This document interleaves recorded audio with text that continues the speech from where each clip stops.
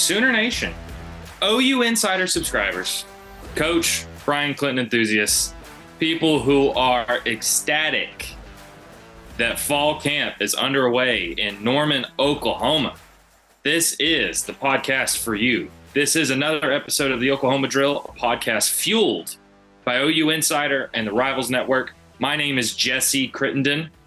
If you still don't know how to spell my first name or say my last name, that's okay. Join 95% of the people I've ever met and are still in my life to this day. I am joined, as always, by Mr. Sir Coach Brian Clinton. Brian, fall camp. Cool, eh? Nuts. Your thoughts. Cannot believe that we're already to this point. You know, you spend so long during the off season just like counting the days. Maybe it's just me. You just count the days until the next season gets here. But I think with college football 25 this year, it's kind of made things. Once that got here, it kind of felt like things have really sped up. So, I'm happy, man. I'm excited. I'm ready for it to get here. I will say, and again, it's so different as time goes on, and also, you know, I grew up watching college football just like everybody else. It was a holiday every Saturday to watch college football. Yeah. It changes a little, especially now doing this job and also covering softball and basketball, but really covering softball during the off season has made it like softball is so cool. It's so fun. It's so great to cover that makes it a little bit more bearable during the off season. Yep. Having said that, with college football 25 coming out, I feel like a kid again. Like college football is right around the corner. Yep. And because the game is out, I feel like I'm like, that just makes it all feel like when I was a kid again, like when I was 9. Yeah, no, it brings it full circle. Yep, 100%. Yeah. Well, and look, this year's been a little different because, look, fall camp started. What are we, 3? I think we're 3 practices in, quote unquote practices. They didn't really practice today. Meet the Sooners day is today. It's been a little different because we didn't really get a local media day, which is, you know, usually an annual thing where you get to talk to a bunch of the coaches and the players. We didn't really get that this year. What we've gotten so far is we got 4 players on Thursday. That would be Peyton Bowen, Branson Hickman, Dominic Williams, and Nick Anderson. God, thank you. I don't know why I was blanking. Yes, Nick Anderson. And then we got Brent Venables today for about 30 minutes before Meet the Sooners Day. So I think that's the other part of it is almost like the local media day is like the big event that's like, oh, okay, we're back in football season. Mm-hmm. And it's like, since we didn't have that, we've gotten a couple of availabilities, but it's like blink and it's like, holy cow, the season opener against Temple is in 4 weeks. Yep. Just nuts. But we are going to do what I think is going to be pretty fun, which is an underclassmen draft. So instead of it being a specific players who we think are going to break out, do a little fun twist on that. You and I are going to draft 5 players each, focusing on true freshmen and true sophomores, but maybe throw a couple of redshirt sophomore guys in there, but guys that haven't seen the field a ton. So, I mean, in the sense they're breakout players, but focusing more on younger guys. Yeah. And so we are going to do that because I love drafts. You know me. I'm a stickler for drafts. I love drafts so much. But before we do that, we are recording this pod. Let's see. We got done talking to Brent Venables about 3 hours ago. So I figured before we get into that draft, we could summarize a couple of the things that we've seen at the availabilities. And Brian, I'll start here. I thought it was pretty encouraging when Brent was asked about injuries that he basically said we're in a really good spot right now. I think the 3 names everybody wanted. I mean, he gave us updates on Jalil Farouk and Angelo Anthony, which those are important. But I think the name everybody was really wondering about was Deshaun McCullum. Yep. Who there was a lot of buzz starting a few days ago that he had a really, really significant injury. Maybe it would hold him out all of fall camp. Maybe he would go into the season. Didn't know for sure. I didn't want to speculate too much, especially even on our boards, because until we know 100% officially what it is, you just never know. Fortunately, Brent said it's just a little bit of an issue. It's a small toe injury, but Brent said McCullough will be out about a week or so.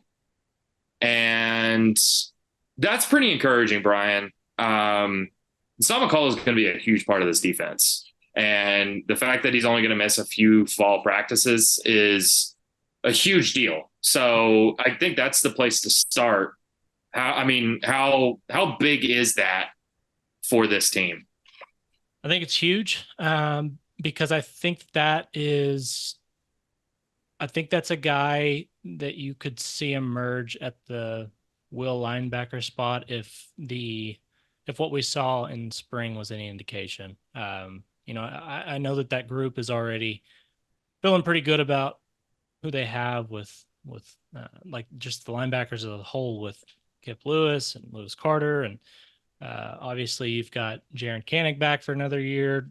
Danny Stutzman clearly headlines the group, but you've also got guys like Kobe McKenzie, and the whole group feels good. But I do think that if you are able to plug in a guy like McCullough at the will spot where he's able to be the guy on the backside that kind of gets a little bit of he gets to kind of be turned loose on the quarterback a little bit. I think that's where he shines.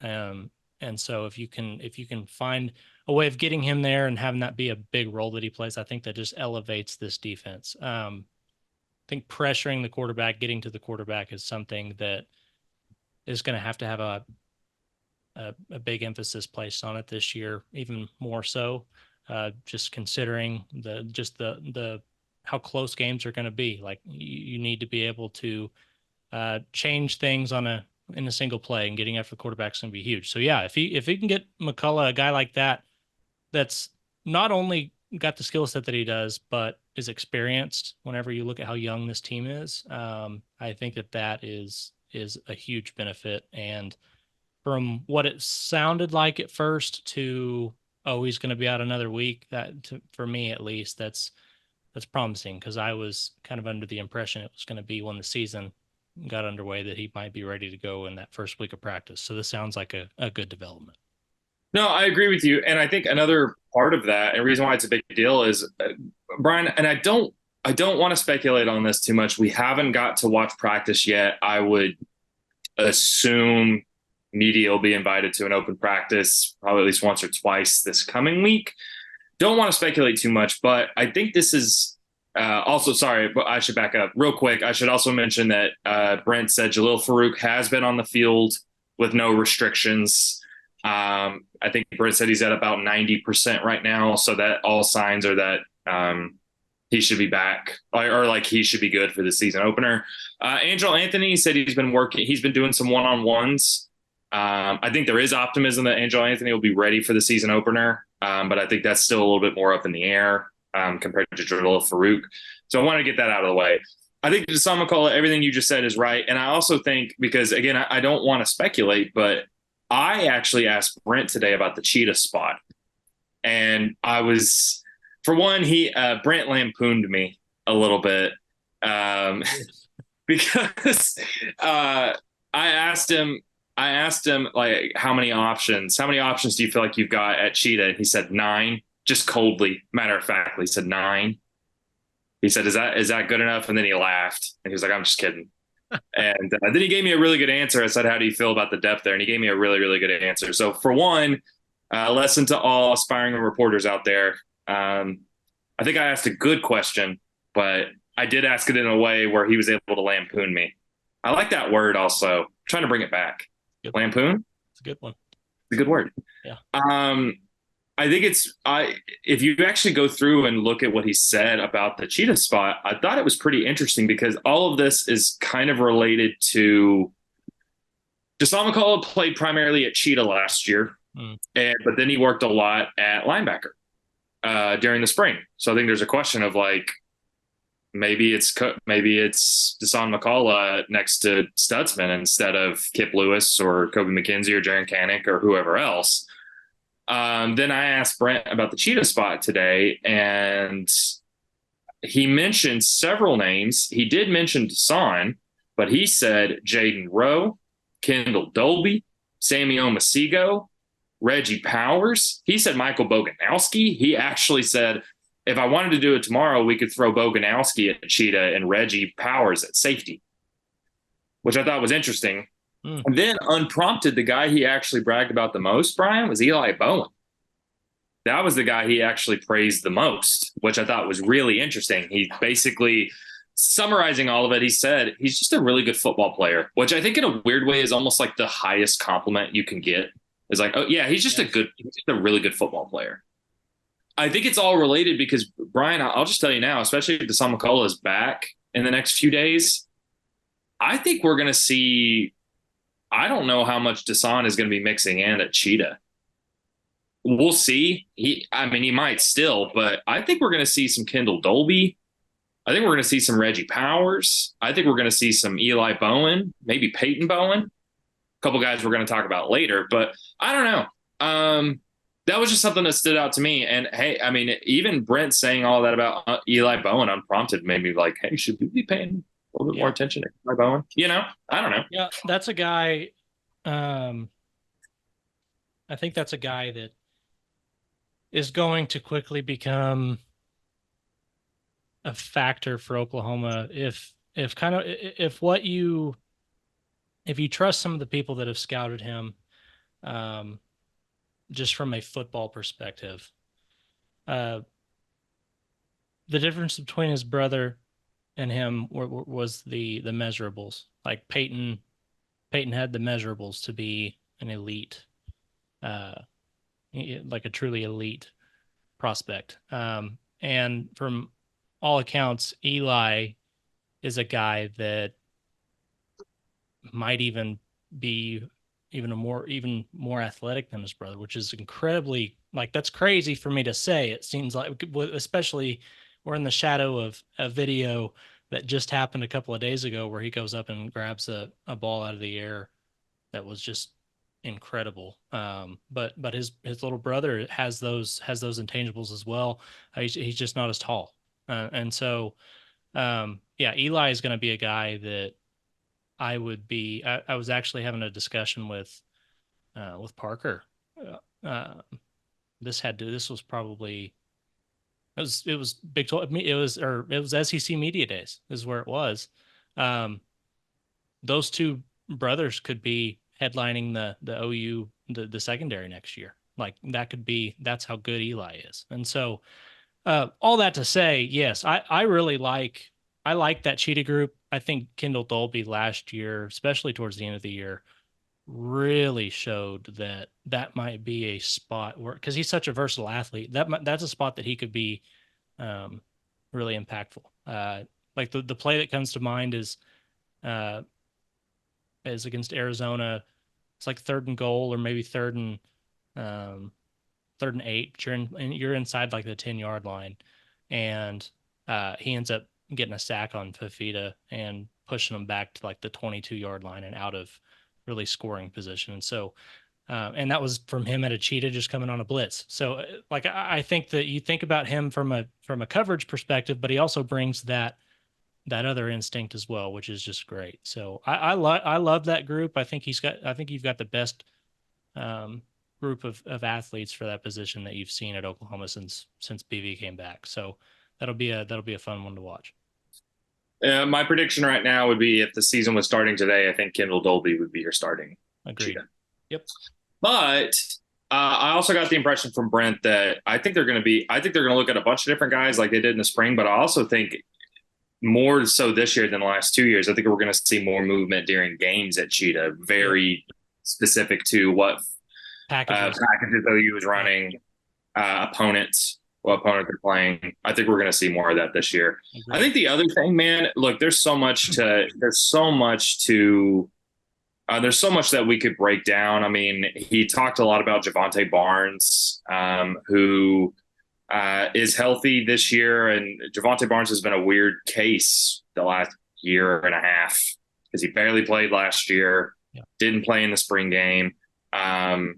He mentioned Javonte Barnes actually got up in front of the team a few nights ago and gave a testimony, which I thought was really interesting and kind of touching. So there's a lot to break down, but I think the biggest thing to mention here, man, is what Brent said about the offensive line, which is, I mean, he said some of the stuff that you would expect him to say, which is that they feel good about the group. He thinks they have depth there.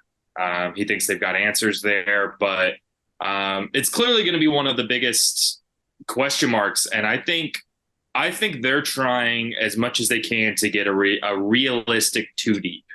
Because if you look at the snap counts last year, there just wasn't Yeah. a ton of movement on the offensive line. I mean, Rouse, Rame, and Matauer all played like more than 85% of the snaps last year. I think they want more guys. And I also think while there are some clear front runners for position or for some of those positions like Branson Hickman at center, um, I think we could probably pencil in probably four of the offensive linemen right now. Brent said, I mean, they're looking at this like it's an open competition for all those spots. And he specifically mentioned the leadership from Jacob Sexton and Jake Taylor. Mm. So I don't know, man. I mean, how much do you think these spots are really up in the air? Or how much do you think it's, how decided do you think it is? And is there a chance that you can actually have a legitimate two deep where they can go 10 deep on this offensive line? So the first question, I'll answer the first question. I think you have an idea of who's going to be where, but what is interesting, and especially like emphasis on this, especially for a guy like Bill Bedenbaugh, you may think you know exactly who's going to be where, but when fall camp ends, if there have been 3 tackles that have been really good and only 1 guard that's been really good that you feel like should be a starter, he will put that tackle at guard to get the best 5 out there. Like he will. He's done it in the past.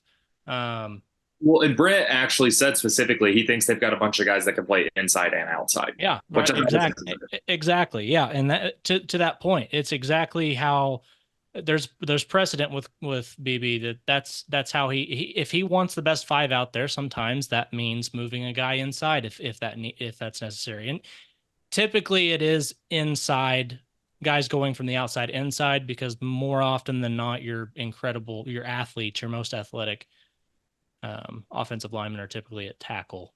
But with a guy like Eddie Pierre-Louis, like somebody that's an incredible athlete, like maybe you see him play at a position that you wouldn't expect. And no, that's not what I'm getting at. It's just, my point is, you feel pretty confident if we were to sit here and say pretty much everybody besides the left guard position, I feel like is pretty well taken, it seems like. But at the same time, I would not be shocked if we got to Temple and 2 of the 3 guys that we thought were starting are on the bench because had guys with better fall camps. I think that's totally feasible.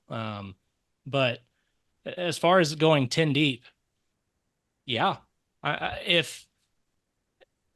think Caden Green opened my eyes last year a little bit. And I know that that's probably still a sore subject to bring up, but it does really speak to the level of athlete or the preparedness you see from some of these guys that are highly touted coming into high school with as much camps as many camps as guys go to nowadays and work one-on-ones and a lot of that stuff. I think you're seeing guys not just at the skill position, but guys that are coming in better prepared. And so it wouldn't surprise me at all if a guy like Eugene Brooks or EPL or one of those younger guys really carves out a role for themselves. And I think what you have in Heath Wazida is promising too. So there are guys there. I would say right now I probably feel good about 7 of those guys playing. But it wouldn't surprise me to see it get 10 deep by the time season starts. Speaking of Eddie Pierre-Louis, he was the young guy that Branson Hickman shouted out on Thursday in terms of young guys that have really impressed him. So, and Beast. he's an easy guy to forget because he didn't get here till the summer. Right. But again, look, it's all speculation. We've still got weeks of fall camp to go. But that's going to be the group to monitor. And I don't think, look, Brent, I will say now, Brent's never going to come out and say this position group sucks. We've got nobody there. He would never say that. Right. But Brent is honestly, I think, especially compared to some coaches, pretty transparent when it comes to, I mean, he said the lack of experience at D tackle in the spring game. He said afterwards it's concerning. Yes. He talked about a lack of depth at tight end. He's talked about, like, I genuinely think if there wasn't at least confidence that that offensive line group can be good, I don't think he would have said some of what he said today. Right.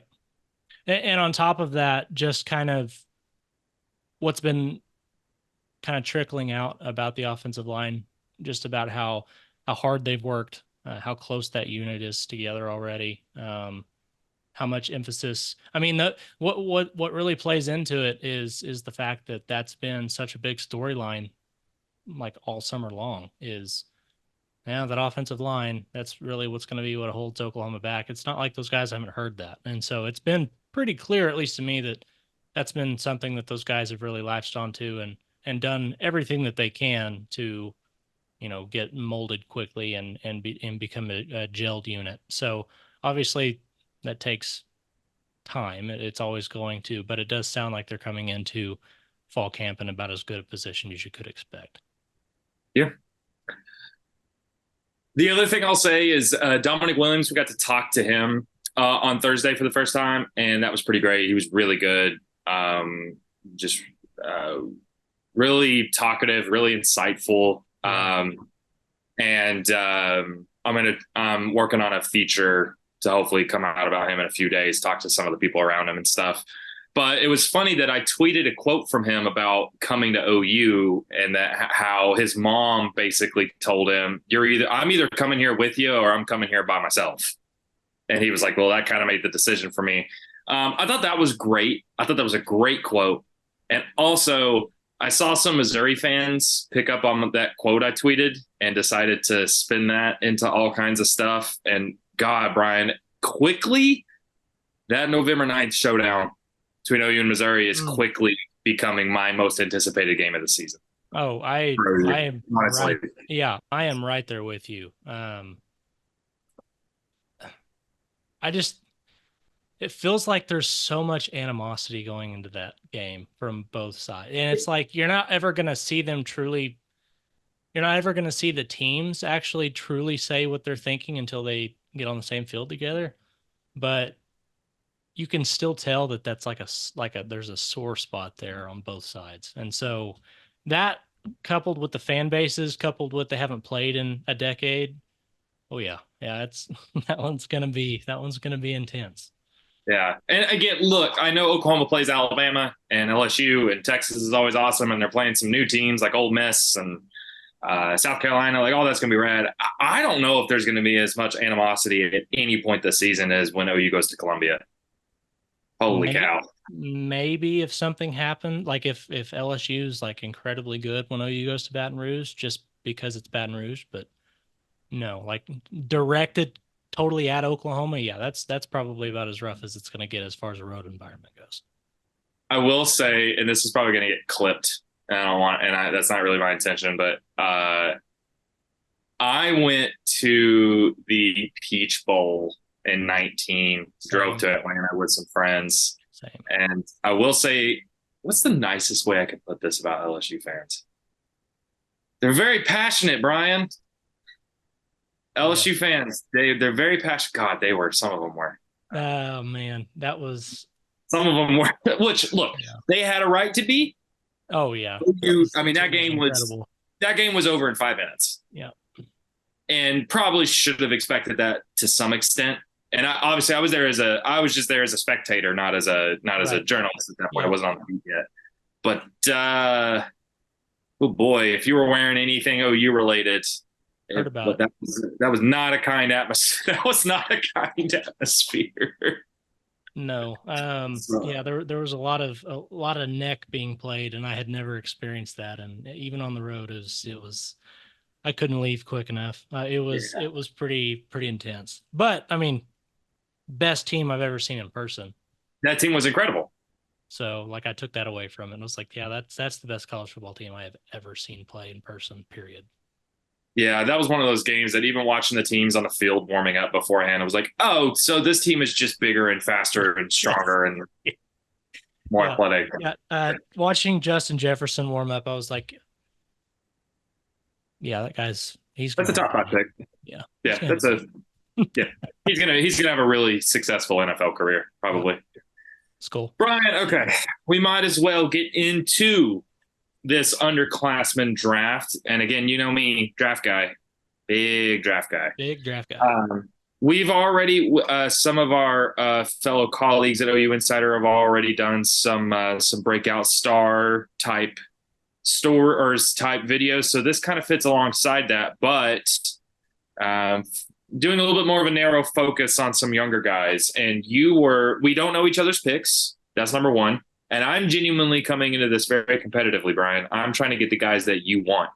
Okay. That's what I'm trying to do. And you graciously, I think we're going to go five each. And you graciously let me have the first pick because I let you have the first pick in the last draft that we did Correct. as far as biggest questions heading into fall camp. So I am going to gladly take the first pick, and I'm going to take PJ Adibawara with the first pick in the underclassmen draft. The evidence is overwhelming, Ryan. Like I'm an attorney presenting this to you, the judge. The evidence is overwhelming, Brian. This is a guy that played a decent amount as a freshman last season. He played in all 13 games, which honestly is impressive. His snap counts weren't super high, but he played in every game. And to do that as a true freshman at OU under Brent Venables is really impressive.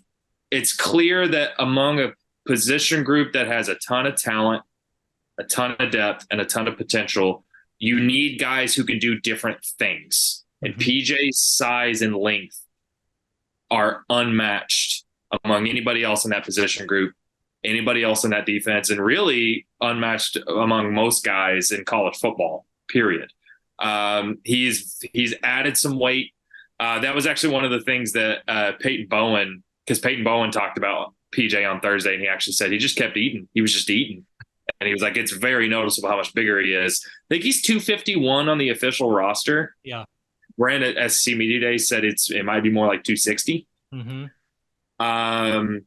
But the size is always going to be the thing with him. But I think he added the size without compromising the other intangibles that he has. And the defensive end group as a whole, Brian, it's going to be so interesting to see how the Snapes shack out. The Snapes shack out. That is what I just said.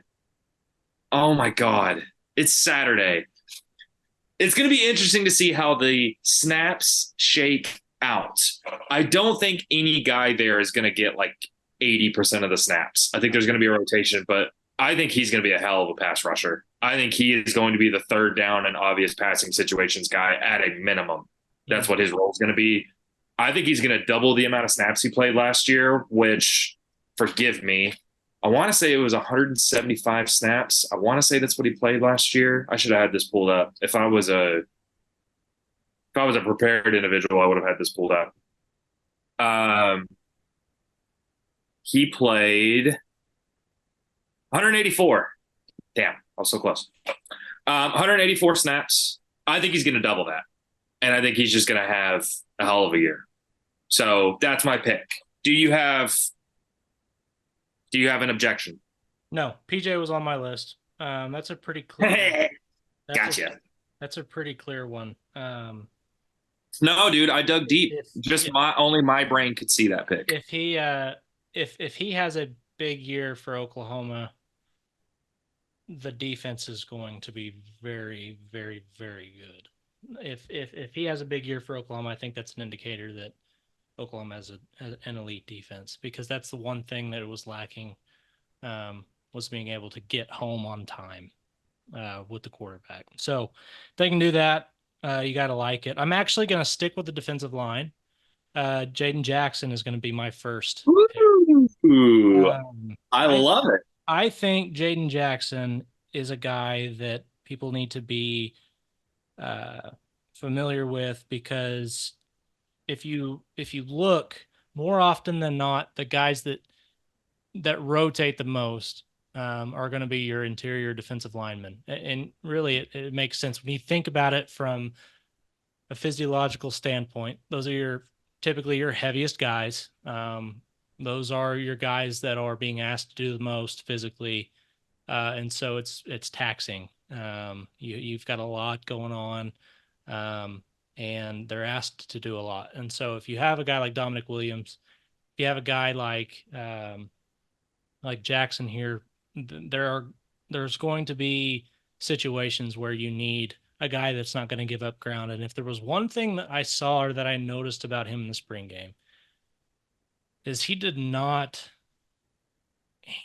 give up much ground at all, even whenever he was being double teamed. Like, he did a really good job of anchoring, and I think that that's going to be so huge, especially if they start going 30 front, a lot of 30 front stuff, which is kind of what we expect from uh, Zach Alley.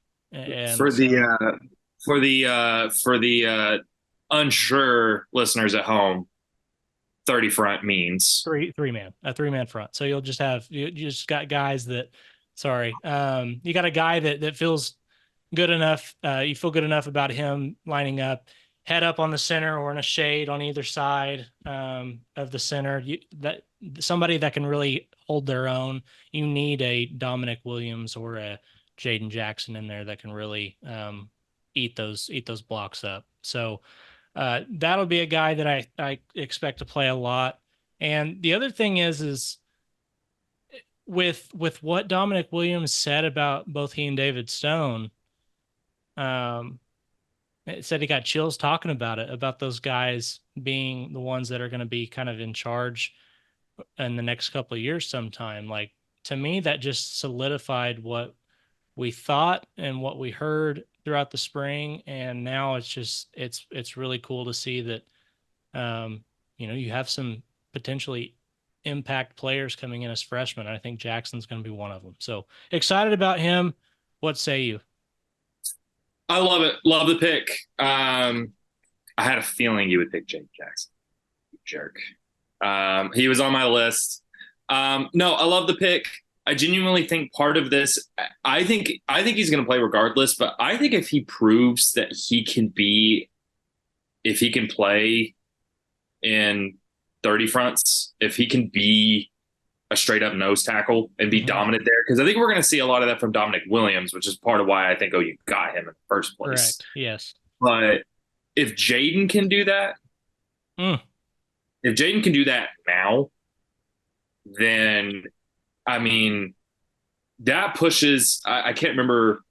I think I asked you in one of our previous videos what I thought if over under on snap counts for David Stone.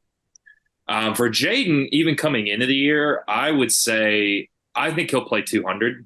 I think that's a good over under 200 and a half. Yeah.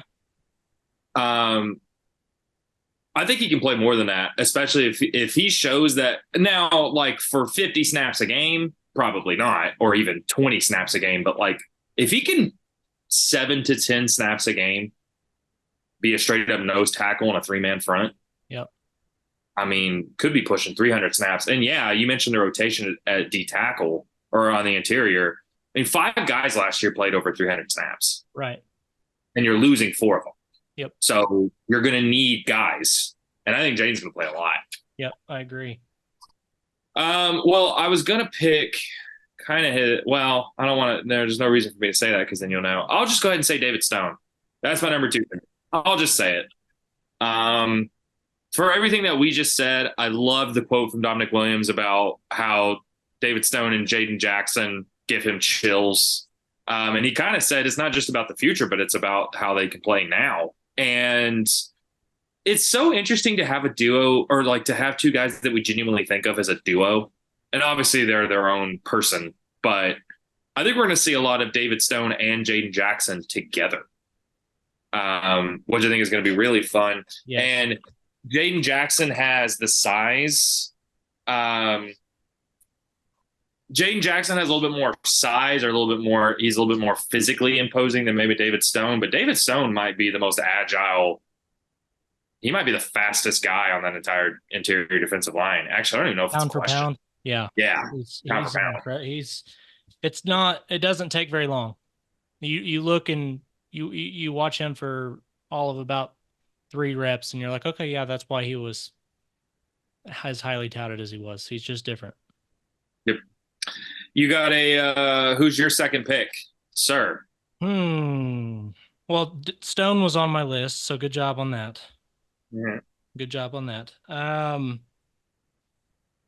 Now I'm trying to be selective. Ooh, this one's gonna sting. I know it is. Samuel Don't do it. Masigo. Huge. That was gonna be my next pick. Yep, Samuel Masigo. Pissed. For the same reason that you were gonna pick him, like that was one of the guys that stood out in spring. And with you asking about the cheetah position, like I think that's a guy that naturally could fit in there, and be really good, like right away. And he's a true sophomore. So, I know that's your guy, so I won't take up all the time talking about him. But, yeah, that was one. I looked at that and was like, well, I know he's on the list, but I wasn't picking it just in spite of you. I was picking it because that guy Oh, is. sure. Oh, sure you wouldn't. He's gonna be. He's gonna play. He's gonna play a factor. We saw some things in the summit, or in the Everest building that he looked different. Like you could tell he was a different level athlete. So like him and think he'll play a big role. But I'll let you close that one out. No, I agree. I mean, he was a guy that was mentioned from Brand as far as guys that are working at Cheetah. I think he's almost primarily working at Cheetah. And if I had to say right now, I think the world we're looking at, as far as right now, with everything obviously subject to change, I think we're looking at a world where Kendall Dolby and Samuel Masigo are your top two guys at Cheetah. Yep. That are going to play a lot. Agreed. Obviously, that's contingent on a bunch of things. And but I just love him. And I mean, I asked Danny Stutzman about him at SC Media Days, and the one thing he highlighted was his ability in coverage. Yeah, and, exactly. Yeah. Yeah. And we saw that in the spring. And for he can really move the coverage. Guy that measures what, 236 is what it's got him listed here as of July. So right around 235, 240, and he can play in coverage. Like, good luck finding that just out there walking around on the street like that. I mean, that is a specialized athlete for to be able to cover well at that weight. Yeah, he's pretty special. He is. And look, Samuel Masigo played 63 snaps last year. Regardless, I'm confident he's going to play a lot more than that. Yep. I would bet not my reputation, because let's not go that far. I'd bet like a quarter of a reputation. A third. Your rep. My rep. The Riz, as kids. Oh god, that's the worst. That's the worst thing I've ever said. I cannot believe I just said that. Oh my god, we're gonna have to edit that out. Okay. Love the pick. Love the Sammy O pick. I'm mad, but also happy because I do feel like he's almost my own at this point. Just like R. Mason Thomas is Parker's guy. I feel like Sammy O has become my guy. Do you have a guy? Yes, but his impact is going to be, I think he's going to be a breakout guy next year. He's a young guy, but I think he's still probably got a year before he becomes a big time contributor. But Danny Okoye. Oh, yeah. Tulsa guy. Really like Danny. Excellent kid. But God, he's a freak. That guy's going to be good once everything comes together for him on the playbook. He's going to be a freak. Yeah, no, I agree. Love the Sammy O pick. Excited to see him at Cheetah. I think that's going to be really fun. Yeah. I guess continuing the trend of defensive guys, because I actually realized most of the guys on my list are defensive guys. I'm confident I have one that you don't. Let's hear it. Reggie Powers. He's on my list. To be fair, it does say Boganowski / Powers, but yes, that's yeah. I digress. Okay. Well, now I feel less excited about the pick because I thought No, for it's a sure. good pick. I did say Boganowski / Powers, so technically I would have said Boganowski first, but go ahead. Love the Reggie. I'm really excited about this pick. Him being my third pick in this draft. Yeah. Yeah, as a true freshman, got a lot of time with the first team last year. I think he was aided a little bit by some of the injuries they were dealing with in the spring, or the secondary was dealing with. But talk to somebody, Bryan, that Reggie is working like primarily at Cheetah. Mm. But at the same time, Brent said today, if it was tomorrow, I could put Boganowski at Cheetah and move Reggie Powers to safety. Yep. I think they will really like Reggie Powers' versatility. I think he's going to see a lot of first team reps in the fall to see where he really fits in. I don't know if he's going to be a heavy snaps guy. Let me say that as a disclaimer. I don't think he's going to be a heavy snaps guy. He's a true freshman. So, obviously he's got some stuff that he's going to work on just like every other freshman. And there's some really talented guys in that secondary, and there's some really talented guys at the Cheetah spot. But I think it's good to mention him not only for his versatility, but because I do think he's going to have a role. Hmm. Now, is he going to play 300 snaps? I don't know. But I would feel pretty confident saying he's going to play. I think there's a chance he plays in every game. Yeah. Even if it's like 150, 175 snaps. If it's like 12 to 13 snaps a game, you know how awesome that would be as a trip. Yeah. I mean, that's basically that was PJ's role last year. That's what I was about to ask, is how many plays did PJ have last year? I think that would be a really good comparison, just with the kind of role I would expect him to have this year. Powers. 184. Okay, there you go. Every game he played 184. So math people help me. 12 times 12 is 144. What's 13 to 156? That's like 15. Roughly 15 snaps. Yeah. About 15 a game. Yeah. Yeah. Which sounds about right. Yeah. No, and if you could find that kind of role as a true freshman in a secondary with this kind of talent in it. Yep. So that's again, this isn't a pick. Now, what the heck do I know? Maybe he has an incredibly big role his first year, but this isn't a pick of saying he's going to play 60 snaps a game. But right. I think he's a freshman that's going to have a role, and I think he's worth mentioning. Yep. Any thoughts on the Reggie Powers pick? No, it's a great pick. Like I said, those two guys coming in from high school, and I don't remember who said it, and it may have even been Brent, but those guys look like SEC defensive backs. Like, you can tell immediately the length, the size, the build, especially now after they've gone through. I mean, hats off. Like, of course, the guy's he's one of the best in the country at his job, has been for years. But what Schmitty has done with that group over the summer, like, guys look like they're in shape. They just, and so those two guys in particular, as freshmen coming in, it's pretty incredible. I'm going to flip your third pick, sir. Yeah, I'm going to flip sides of the ball here. Nah. I know that he was, and this is probably a hot take because he just got here and wasn't with the team during the spring, but I think Taylor Tatum's going to play a role. Love the pick. Brent talked about him today. I didn't get that far yet, but I would be curious to know what he said. You do your spill, and then I'll read the quote. Okay. So, one, I just think Tatum has he might be the most complete back in Oklahoma's room right now, as far as being able to bring all of the versatility if you need him in there on third down. Just as far as what he can bring to the table from a skill set. Now, obviously, as a freshman, there's going to be some there's going to be it's going to have to be on a learning curve, right? Like you've got to pick those things up and know your responsibilities and your assignments in every play. And it's not easy to jump into it's not easy to jump onto the field for DeMarco Murray. If he's going to put you out there, he wants you to know what you're doing and to be able to do it well. Now, that being said, Tatum was the number one running back in this last class for a reason.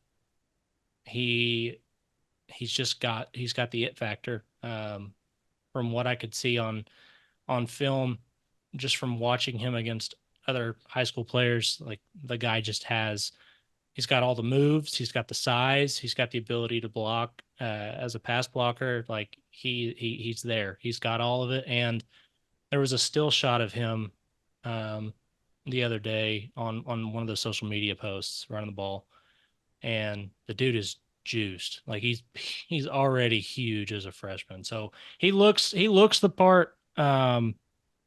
Really feels like somebody, especially with the kind of offense I think that you're going to see Oklahoma implement with Seth Luttrell at the calls. I think with him calling the plays, I think there's going to be a lot of physical downhill running with this team, and I think Tatum just fits that to a T. So really like him. I was glad I got him as my third pick.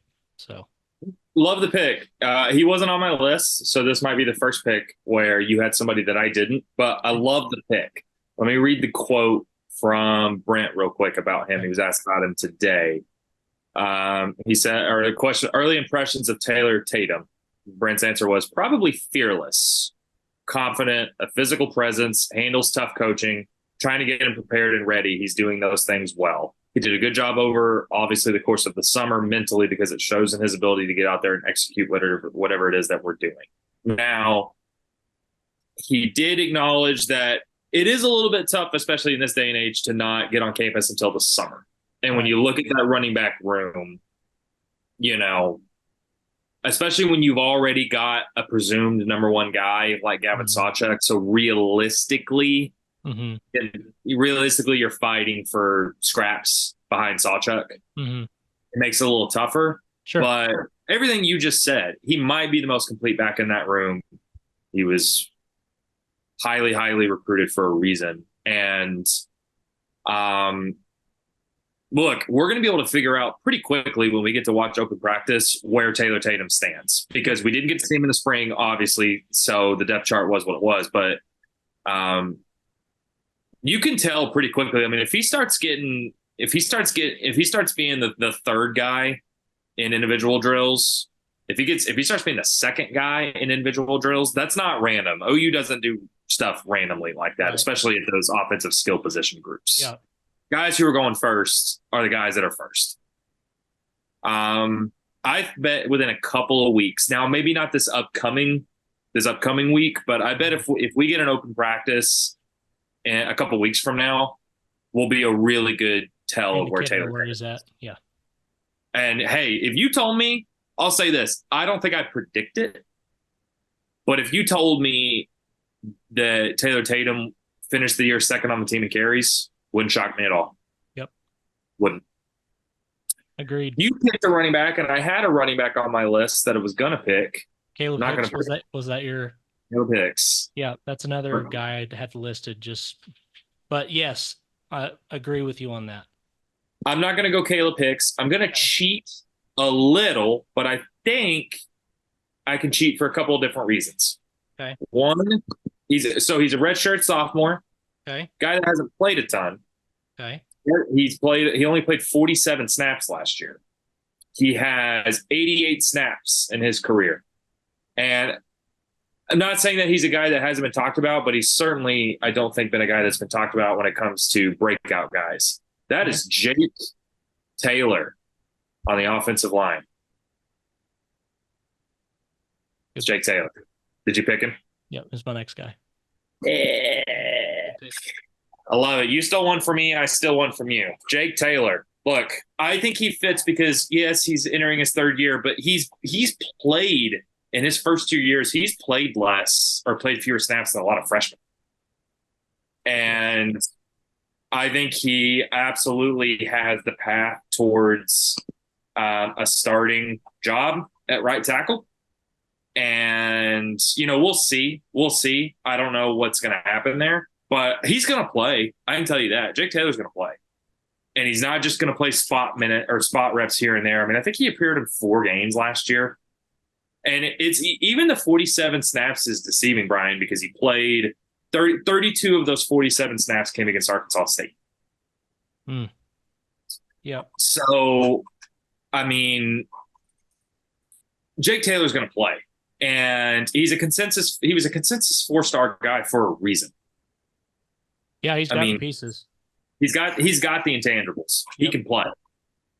Now the question is, can he put it all together when OU needs him? OU needs him. They haven't needed him in the last 2 years. They need him. And again, I think the OU offensive line can be good this year. I think they have a floor of being a really solid unit. Yep. But if they're going to be better than that, they're going to need pieces like Jake Taylor. They're going to need pieces like Jake Taylor to step up and be really good. So he's a guy that he probably could have been my first pick. Not only just in terms of what he could do, but OU needs him. Some of these other guys, it'd be great if they popped off, but OU needs Jake Taylor. Agreed. What say you? Yeah, no, you nailed it. That's a guy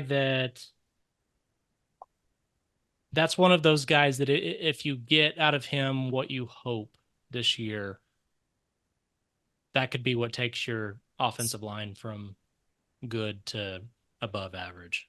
I think there's a lot riding on him, and for him to be a redshirt sophomore, like this is honestly the time in his career where you expect him to take that step. You've had a couple of years under Coach Beedenbow. You've had a couple of years to develop. You have some off-season workouts behind you at this point. So this is when it all starts to come together. Now, something a lot of people probably see it as a detriment, but I think it's actually a good thing that you had a guy like Michael Tarquin come in, a guy like Spencer Brown come in. One, that pushes you. If you're a young guy, like immediately your mindset has to be, okay, they went out and got a couple of guys. This is, it's time. Like I've got to step things up. But 2, you also have guys that are, especially if they're good teammates, they're going to help you pick up the pieces as far as like, what is something an older guy's going to see that I wouldn't? And there wasn't a lot of that ahead of him on the depth chart before those guys came in. So I think this is the year for him to really pick things up and put it together. And so you're right. That's a good, and that's the thing, and that's who I expect to start at right tackle is Jake Taylor. I like that 100%. That's who I expect. But if it's Michael Tarquin, if it's Spencer Brown, if it's whoever, yeah, like that, it wouldn't surprise me, but that is a guy that's going to play. Jake Taylor is going to play snaps on this team. He's going to be important. There's 6 or 7 guys on that offensive line that are going to have a lot of snaps, and he's one of them. So, yeah, that's a good pick. Feels like the year for Jacob Sexton and Jake Taylor. Yep. This feels like the year. It's time. To me. All right, you've got a 4th pick. All right, so this one does kind of feel like cheating a little bit. But I mean, technically he is a redshirt sophomore. Kip Lewis. Love it. Didn't have him. Love the pick. Love it. Talk about a guy like all the rest of the, like Jaden Jackson, Samuel Masigo, Taylor Tatum, those guys should have a pretty big role.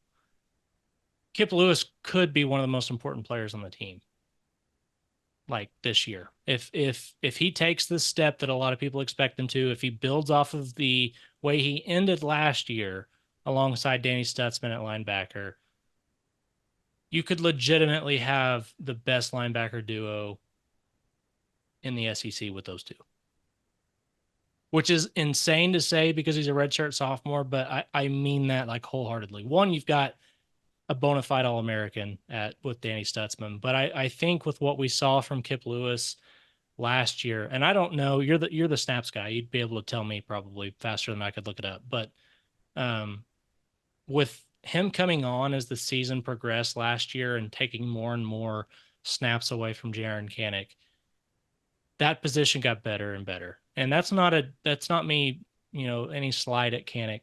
It's just he's instinctual, man. Like there are just some guys that have it. Like when like you put them out there and their football instincts take over.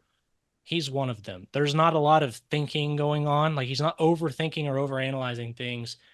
He just attacked. And I really like that about it. And if you're a guy like that, if that's how you're wired, you can be very successful under Brent Venables. Just like there's this long track record of guys that have played football like that, that have gone on to the next level because they had a guy like Venables pushing them and teaching them. And Kip Lewis is one of those dudes. Like he has it between the ears. And I think that that's somebody that could legitimately be a first, second team all SEC kind of player at the end of the year if he has the kind of jump that a lot of people expect him to. First 7 games of the year, 80 snaps. Yep. Last 6 games of the year, 278. Yep. Love the pick. Didn't have him on my list, mostly because of one thing. I actually think the linebacker room is an under-discussed group this year in terms of how many different ways this can go. And I think Kip Lewis went from a guy that was an easy candidate to be a starter this coming year to it went from that to not knowing exactly what his role is going to be. Mm-hmm. And part of that is Deshaun McCullough playing more at linebacker next to Stutzman. Yep. So there's some real competition there. Right. There's some real competition there. But what's the ceiling for Kip Lewis? The ceiling for Kip Lewis is a starter that plays 80% of the snaps every game. Yep. I mean, if not more. Right. But I do think Kip Lewis is actually an interesting guy to talk about because I think he could be the week 1 starter and he never loses that job and he has an incredible year. And also, is he a guy that could end up being a reserve that, is he behind McCullough? Because Kip Lewis isn't really getting time at Cheetah. Right. But if McCullough plays almost full time at linebacker, what does that do to the snaps for Kip Lewis, Kobe McKenzie, Jaron Kanik, Lewis Carter? I don't know. Yeah, it's that is the one position group on the team outside of wide receiver that you look at it and you go, oh my goodness, they're so deep. How are they going to get enough guys, enough snaps? Like it's easier. I feel like it's easier to do that at linebacker sometimes than it is wide receiver, but maybe it's not. Maybe I have that backwards, but there's a lot of guys in that room. I mean, we didn't even say Kobe McKenzie, and that guy, like everything we've heard about him has been just positive, as far as where his body's at and everything going forward. So, that's a really good group. And you're right. He could end up being a guy that has to sit behind somebody like McCullough if he ends up being able to get back on the field and stay out there. Right. No, I agree. And and I want to make it clear. I think Kip Lewis is just an interesting guy to analyze. And I think like Taylor Tatum, he might be a guy where in a couple of weeks, we have a really good sense of where he's at in the pecking. Agreed. Yep. But the ceiling is the roof for Kip Lewis. Just is. And he had a good year last year, but I wouldn't have said last year was his breakout year. It was his breakout year in terms of the amount of snaps he played. Yes. But I think how much of an impact he can make, I think is way bigger than it was last year. Agreed. As good as he was at times. Yep. 5th and final pick. I feel a lot of pressure, Brian. A lot of pressure. And, I'm thinking I've only picked one offensive guy. I've got 4 other guys on my list. Do I want to go offensive? Do I want to go defensive? Do I want to stick with a true freshman or sophomore? Do I want to go with one of the redshirt sophomores on my list? It's a tough one, Brian. It's a tough one. I'm gonna stay defensive. I think I'm gonna Okay. stay defensive, and I already picked a D tackle, so I'm not gonna go there. I'm gonna pick a guy that wasn't on my list until this morning, and it's not Peyton Bowen because that's way too easy of an answer. Peyton Bowen might end up playing 600 snaps this year. I'm going with Eli Bowen. Awesome. Brent, Love that.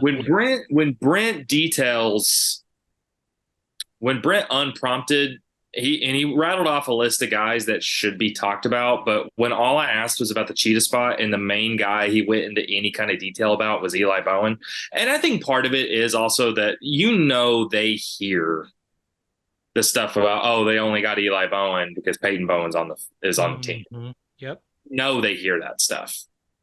But don't forget about Eli Bowen. I think I'm seeing him kind of in that Reggie Powers, like both freshmen who, I don't know if they're going to be starters or guys that play 300 snaps, but I think they're guys that could play steady, consistent roles as reserves. I think Eli Bowen could. Absolutely. Mm-hmm. So if you're looking for sort of an under the radar, nobody's going to talk about him as a breakout star, but a guy that could see real reps. He's versatile. That was the other thing too, is he's versatile. And Brent basically shrugged off the idea. Like he basically said, cornerback, like Eli's got cornerback. Like he knows how to play cornerback. The Mm-hmm. question is, can he play cheetah? But if we're reading that full quote, a guy like Eli Bowen, he can do a lot. Corner mentally is not a difficult spot. I want to take away the mental aspect of playing there because it's more than just, hey, I've got my guy. But he's just got natural fundamentals. His fundamentals are already developed. He's confident. He doesn't get overwhelmed with anything. He's just a really good football player. So you try to find those kind of guys at that position. I think he's going to play, man. Yep. And admittedly, he's not been a guy that I've talked about a lot. He should be. I mean, look, he's a 3-star guy. He's not the tallest guy. He's not the most physically imposing guy. I don't know if he's the most athletic guy, but I think he's his football IQ. Yep. You need smart players. I think he's a smart player. I think he's going to play a role. Like it. That's my spiel. Do you have a fifth pick, sir? I do. I had to go off list though because we've 9 guys. We've pretty much taken out everybody that I had on there. Was Eli Bowen on your list? Do what? No, that's the first guy that was not on my list. So excellent job. But again, somebody definitely deserving. You know, I had Boganowski on there very easily. We've already talked about him a little bit though. So this one I'm kind of again, I'm going off script here, but Jacoby Johnson. Love it. Love the pick. Jacoby Johnson. That actually, honestly, might be the best pick of this draft. That's a guy just that's a guy that it's another one of those ceiling guys is all the way just with everything he brings to the table opposite for that position opposite of Woody. Gentry obviously is going to play a lot there at corner. But with as much rotation as you're going to have in the secondary across all those spots, Jacoby Johnson is just a guy that he flashed at times. He flashed in the spring game. He flashed in the spring throughout pretty much, and has incredible athleticism. And I think that that's a guy that you're just not going to be able to keep off the field. I don't know how many snaps he'll play.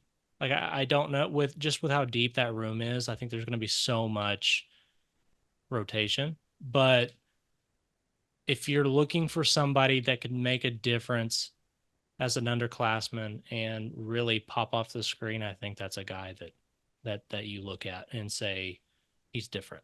So I would imagine he gets all kinds of snaps on special teams. I would imagine he gets all kinds of snaps in reserve spots, but it would not surprise me at all if he worked himself into a depth chart like the 2 deep and was playing pretty regularly in the secondary by time SEC play starts.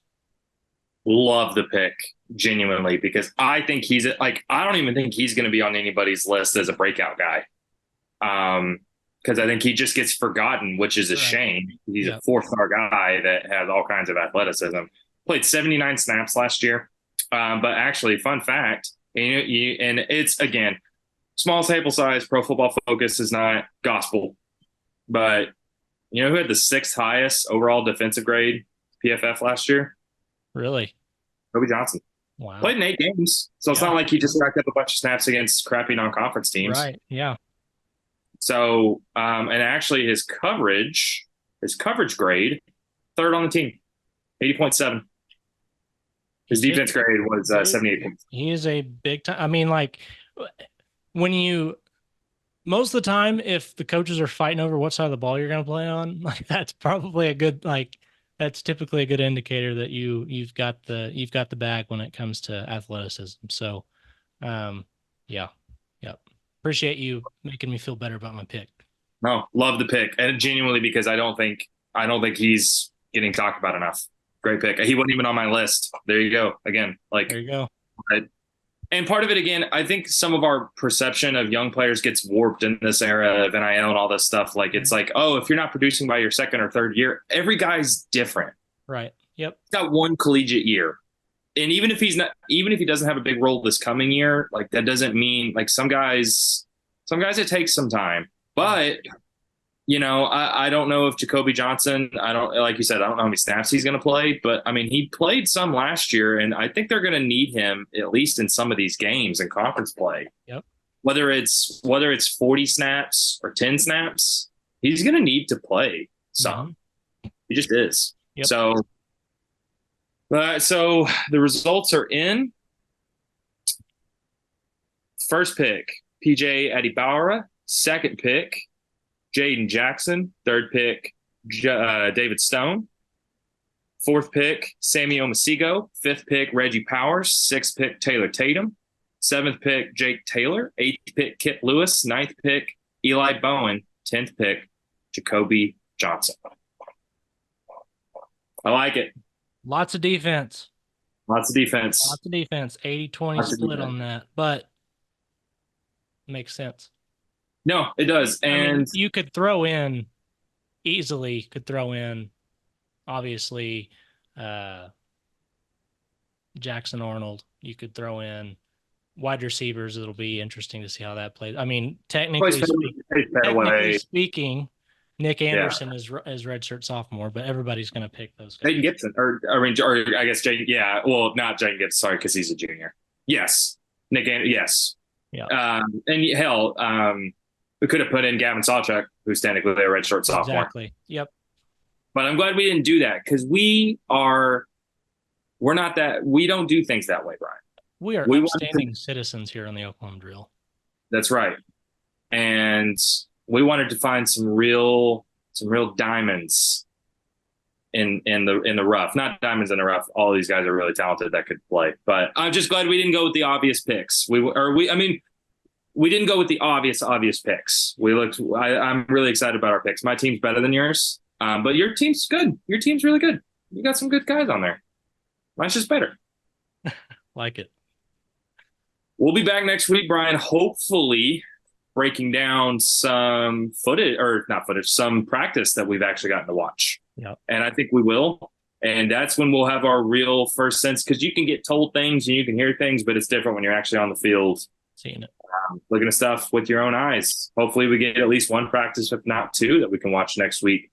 But until then, everybody out there, appreciate y'all tuning in. As always, make sure to head over to the OUinsider.com VIP board, become a subscriber today, because like fall camp's in full swing, man. We've got all kinds of nuggets. We're going to have scrimmages coming up. We're going to have some live practice viewings coming up, some stuff that you're only going to be able to find out over on OUinsider.com. Make sure to like and subscribe to this OU Insider YouTube channel. All kinds of content coming out over the next few weeks, stuff that you're not going to want to miss. But we'll be back next week to talk about some live practice observations, hopefully. Until then, make sure to put in the comments that you like my team better than Brian's team. And we'll see you next week here on the Oklahoma Drill.